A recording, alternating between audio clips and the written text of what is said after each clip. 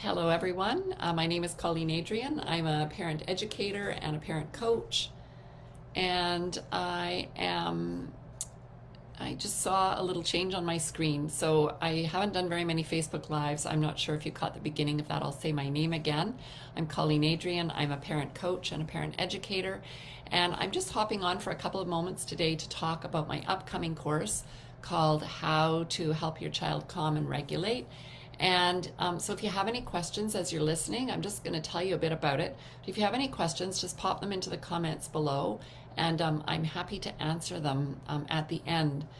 So the course was designed for parents of sensitive, spirited kids who are having, intense emotions or anger or aggression, or any sorts of those intense emotions that sensitive, spirited kids often have, and parents often struggle to deal with.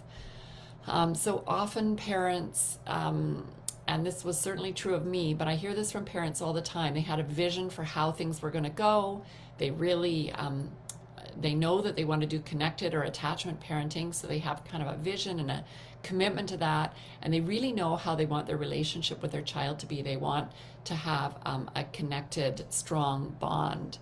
And as they're trying to create that, they're also encountering things like maybe intense rages or tantrums, or maybe they have a teenager that's just constantly, either rebelling or having kind of that low grade irritability that they have sometimes, or intense outbursts as they do sometimes as their hormones and emotions kind of do the roller coaster thing. Often parents also have kids with anxiety, and sometimes that anxiety shows up as, trying to boss other people around or trying to control their environment, or blaming or getting aggressive with their siblings or their peers. It also can sometimes show up as negative self-talk, or kind of what people call low self-esteem talk.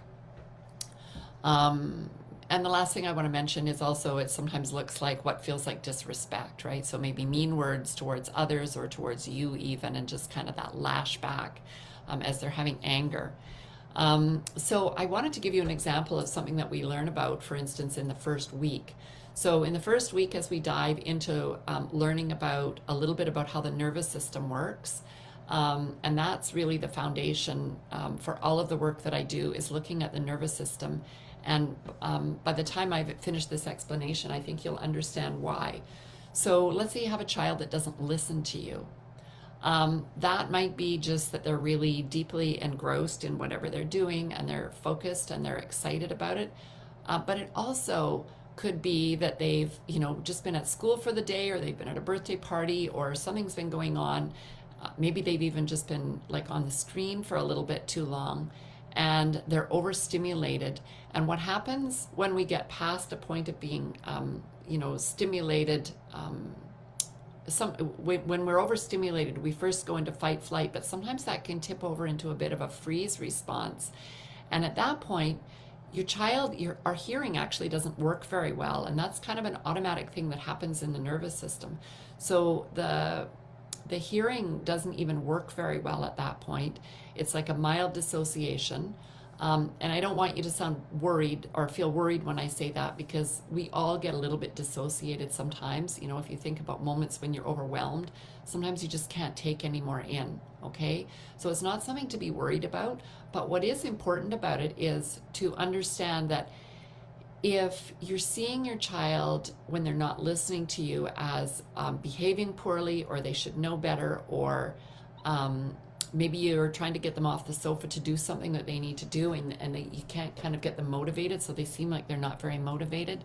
If you're looking at the behavior and looking at what's going on through that lens of understanding, the natural response would be to kind of, keep encouraging them or trying to get them going. And if you can't, maybe you're going to offer a reward or something that might entice them. But for these kids who are overstimulated, and typically the rewards don't work. So again, that's why I see these parents sometimes.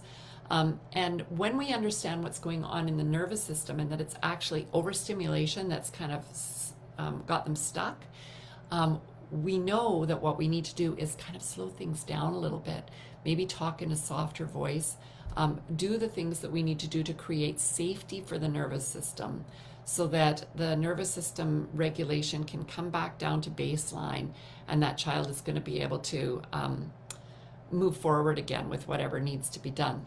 So that's just one example of many of some of the things that we learn in the module 1 in the first week that helps parents look at some of these challenges that we see differently.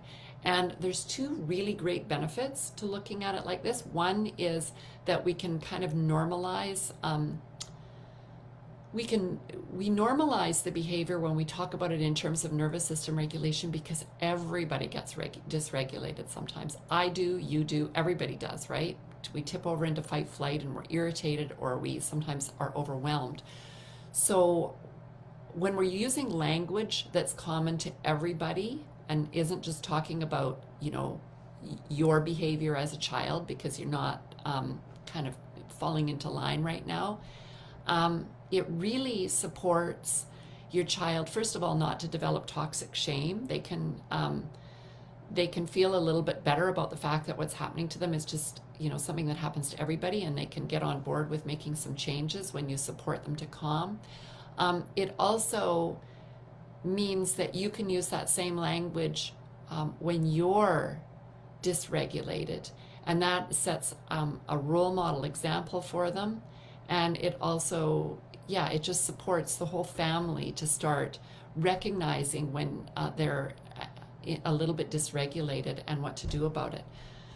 So just, that was longer than 3 or 4 minutes. One thing that I just want to say in closing here before I check for questions is, for parents who are struggling to make this transition from using consequences or rewards or threats, and maybe you grew up in a home that wasn't very connected yourself, or that might have been a bit authoritarian, and you really want to have a more connected bond with your child, the information that's in this course and the strategies and the practices are really key.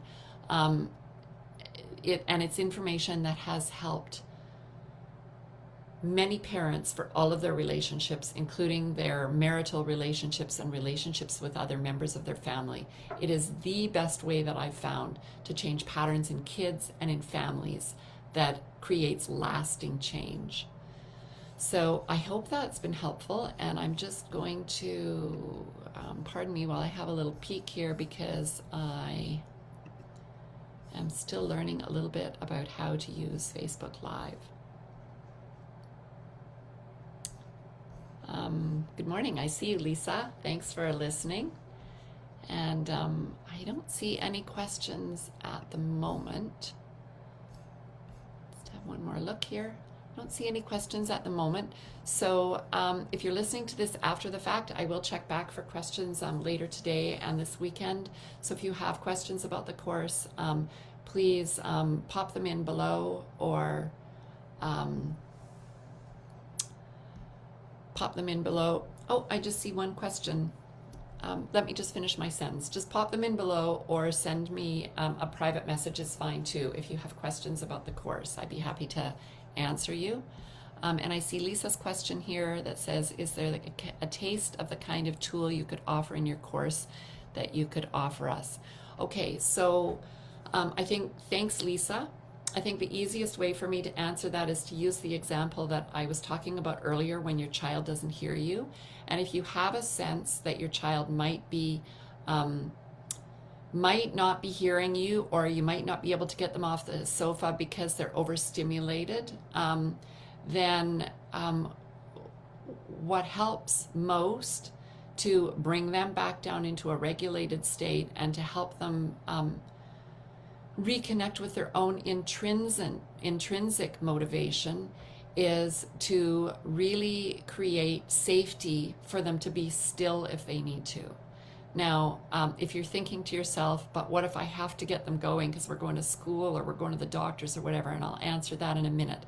But in a situation where you don't actually have to leave and it's not critical for your child to get up, it's not like a life-threatening situation, I'd invite you to check your tone of voice and use a soft tone of voice. If you're feeling anxious about not being able to get your child moving, you'll need to attend to that first. And create some, when I say safety, I mean lower your expectations for whether that child has to actually move right now.